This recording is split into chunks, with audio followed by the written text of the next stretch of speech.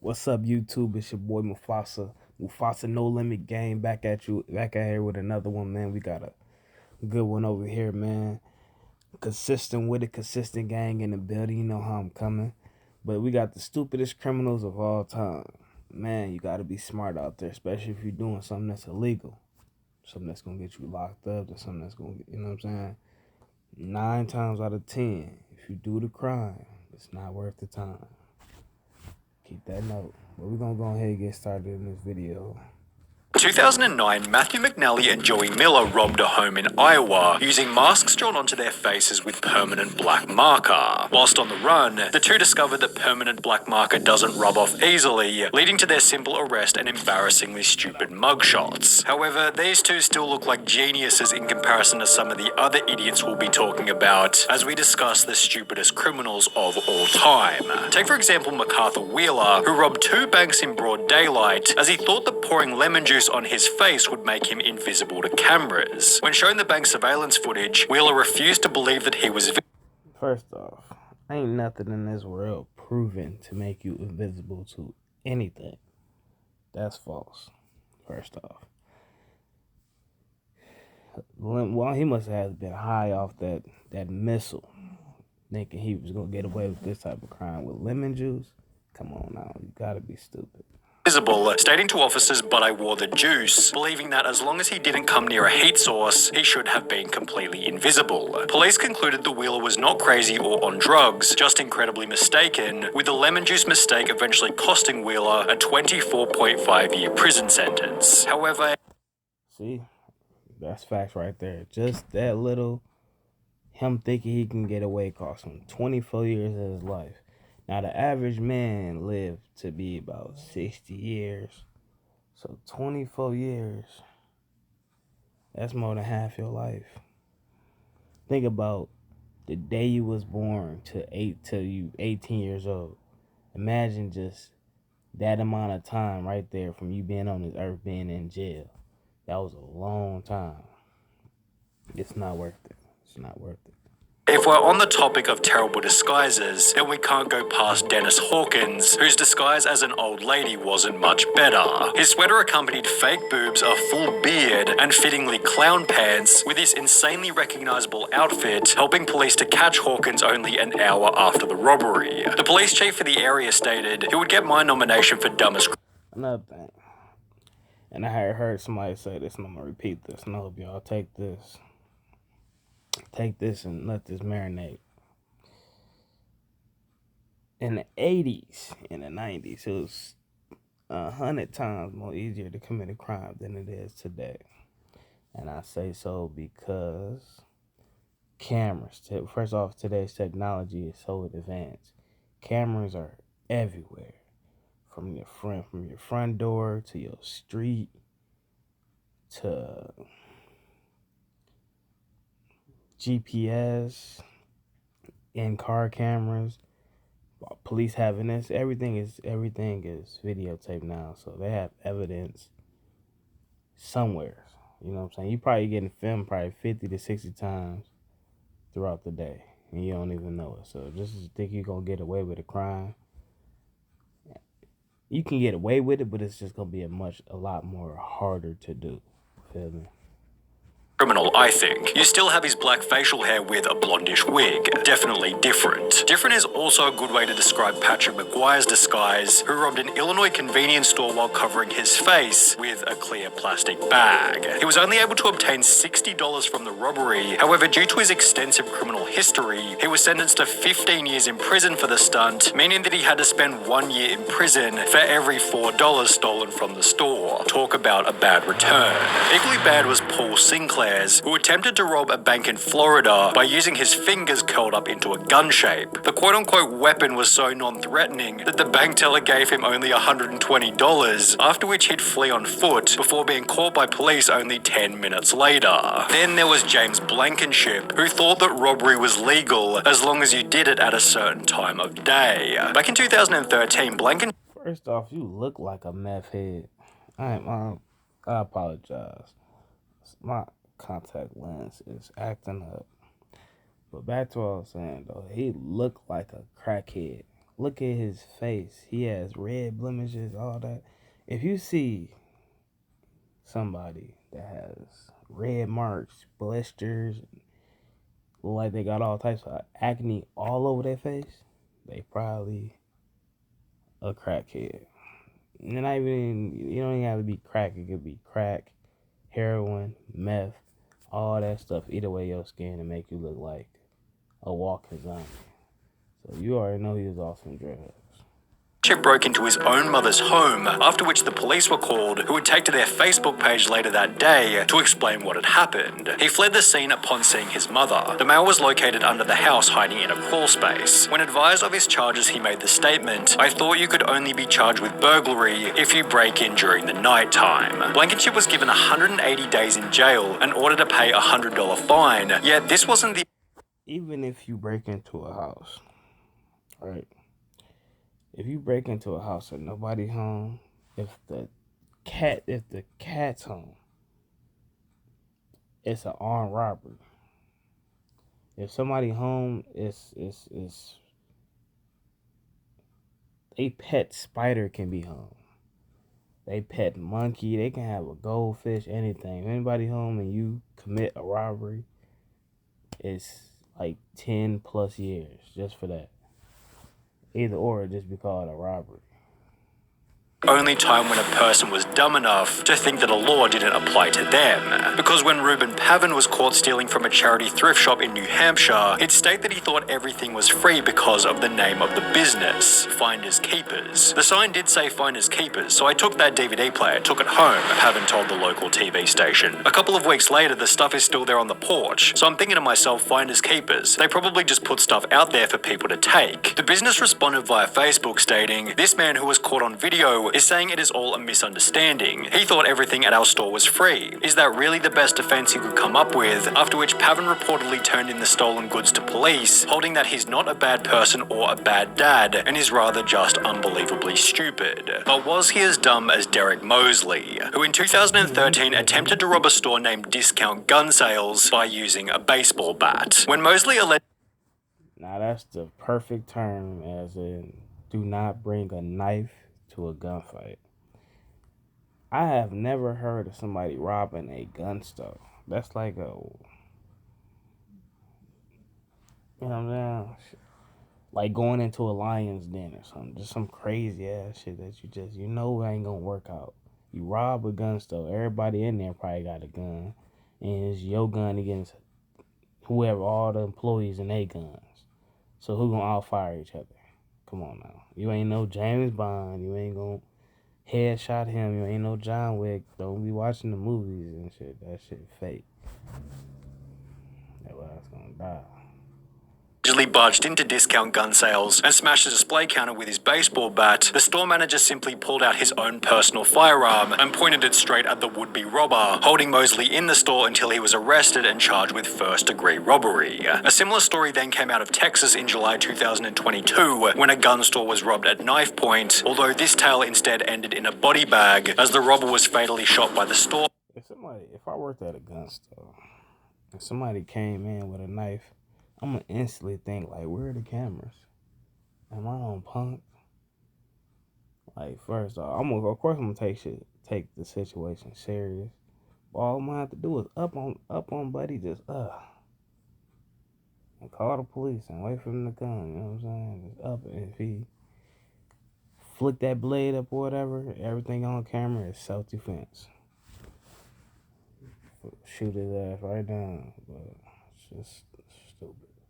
Owner as he tried to exit with his loot. But what happens when you accidentally call 911 whilst committing a crime? Pocket dialing the police is probably a fairly common occurrence. However, for Carson Reinhardt and Nathan Teklemariam, it happened at the most unfortunate moment, specifically while they were breaking into a car. The alert dispatcher soon realized that the call was an accidental one, and moreover that the guys on the other end might be up to no good. For the next 35 minutes, the dispatcher stayed on the line, listening and gathering information, as Teclamariam and Reinhardt did the following: discovered a car that they thought they could burglarize, discussed how to break into the car, allegedly broke into the car, exclaimed in delight over finding narcotics in the car, became confused as to how and why a police car was following them, and reacted in disbelief when the arresting officer revealed that they'd been on the line to 911 the entire time. Scott Simon found him.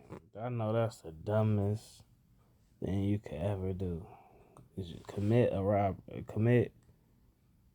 carjacking and be on the phone with the police, discussing, hey bro, come on, we gotta get up in this car, man. No, use that lever jack you lose in the trunk. We over here on Wabash and Kishwaukee, we do breaking open cars, and everything is just being recorded. Ain't no beating that in court.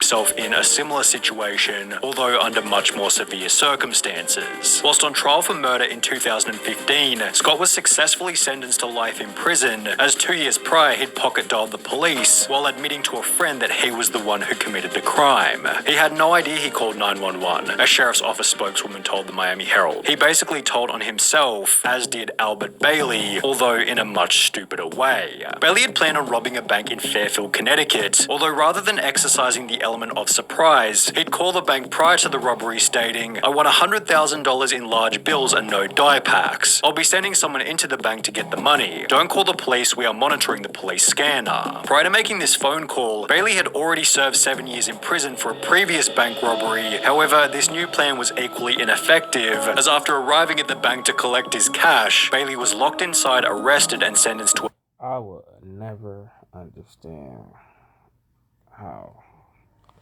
somebody can get out of jail from doing 6 years, 10 years, 15 years, and go do the exact same thing, if not go do another crime as soon as you get out to get locked right back up.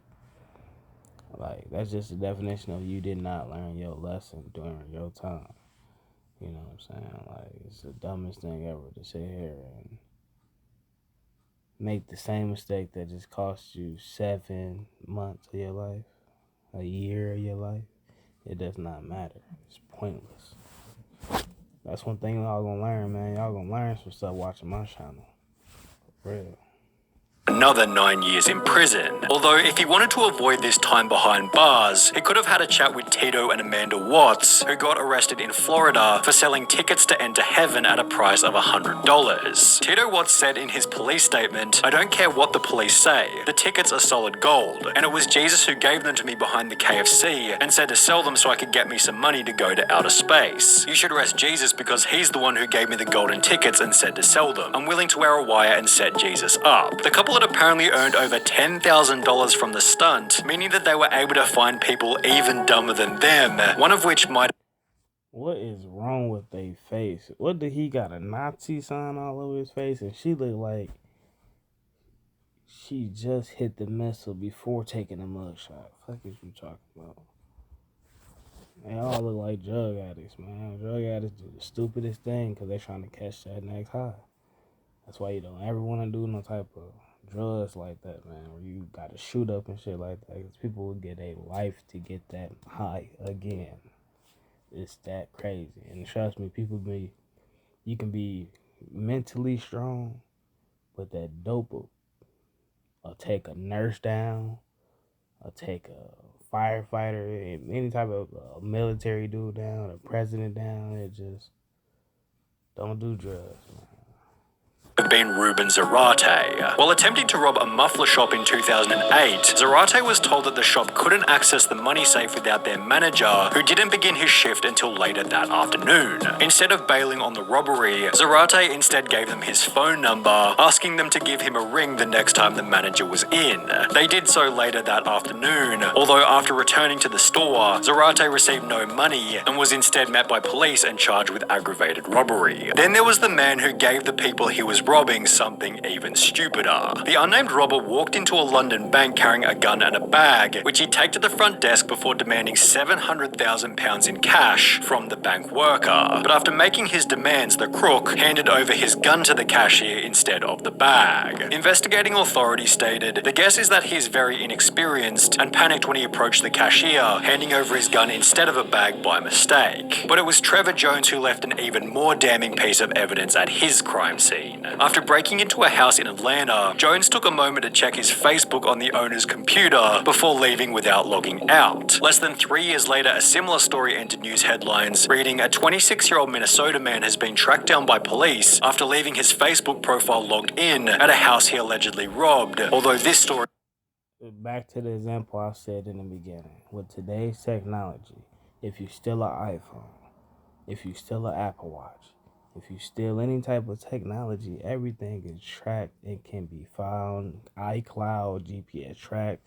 Some things can be turned off and still be tracked. If you steal a car, it's gonna get tracked. If you steal a Tesla, they can power it off, shut it down. They probably got some technology where they already lock you up before they even get there. Just lock the car down and just let you read you your rights. It's technology, and it ain't nothing. Technology ain't gonna do nothing but advance up. So I mean, just to rob, to steal, to kill, to do anything that's gonna throw your life away, I promise you it's not worth it. Unless it's a meal, I'm not gonna say I don't want to promote no violence, but unless it's a meal ticket, like this gonna change your family and your family and your family's life, it's not worth the risk. Trust me. Has a much funnier ending. The homeowner decided to message the robber via his Facebook, stating, "You left a few things at my house last night. How can I get them back to you?" Which was followed by the robber agreeing to come back to the home so he could collect the stuff he forgot. However, the robber didn't get any of his items back and was instead arrested while still wearing a watch that he'd stolen from the night before. While both of these idiots used social media poorly, at least they didn't brag about the robbery in a YouTube video, as is what happened in the bizarre case of Hannah Sabata. In 2012, at the age of 19, Sabata stole $6,000 from a bank in Nebraska, and while almost anybody else would have simply kept quiet, Hannah instead took to her YouTube channel Jelly Beanie to upload a video titled Chick Bank Robber, in which she'd straight up admit to having just committed a robbery. Self-snitching. A lot of people, man, can't handle, how should I put this? They can't gain without showing off. For instance, if I hit, I'm not going to use myself because I wouldn't even do nothing like that. Let's say if I hit a lick.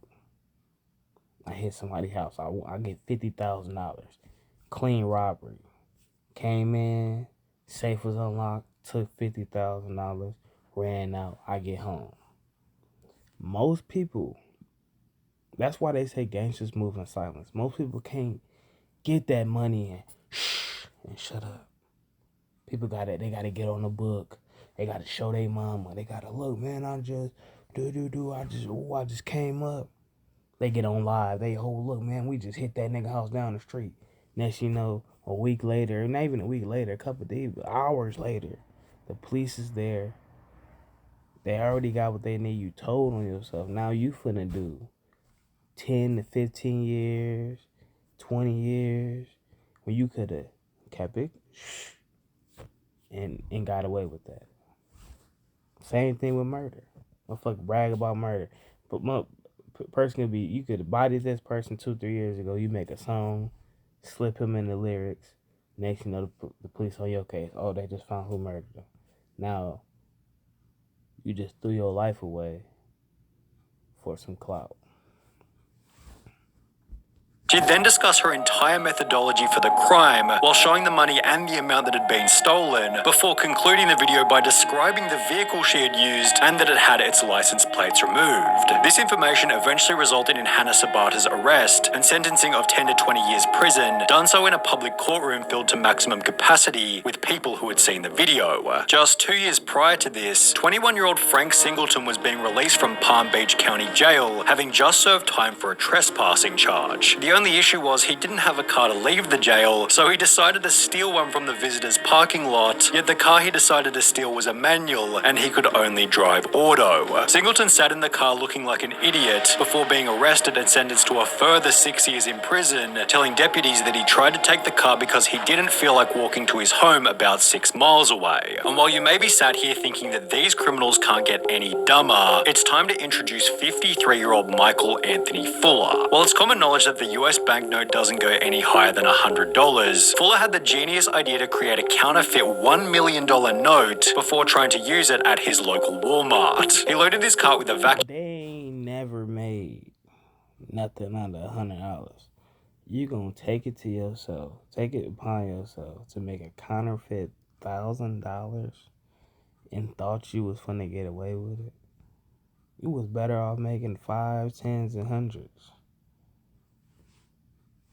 Like they was gonna be like, "Oh, sir, we didn't know we just made this. Let's cash this out." Goof ass. Cleaner, a microwave, and various other items totaling $472 before handing the $1 million note to the cashier, expecting $999,000. Benjamin Franklin looking like this nigga rubbed my whole up off. $528 in change. Needless to say, Walmart wasn't able to facilitate this, and instead store staff called police. Fuller was later charged with attempting to obtain property by false pretense and uttering a forged instrument. Well, that's it, YouTube, man. That's some crazy stuff, man. One thing I gotta say about this, man, is think about what you do before you do it. If you gonna do a crime, make sure you have a plan A, plan B, plan C, and if plan C don't work, have a plan D, have plan E. Execute your, make a blueprint, have everything, man, and then make sure the risks don't outweigh the reward. I mean, make sure outweigh the reward. Right? Am I saying all right? Whatever it was said, right? But make sure it's worth it, man. Don't rob. For example, don't rob the corner store. Okay, we talking about the little gas station, and think you finna be set for life. No, or even if you rob a bank. No, man, because it's going to cost you 10, 15, 5 years in a cage, and it's not worth it. But like I said, man, like, comment, subscribe. I'm coming back to back with more videos, man. I'm going to get another video done. I got a part 2 coming to this one. So y'all stay in tune.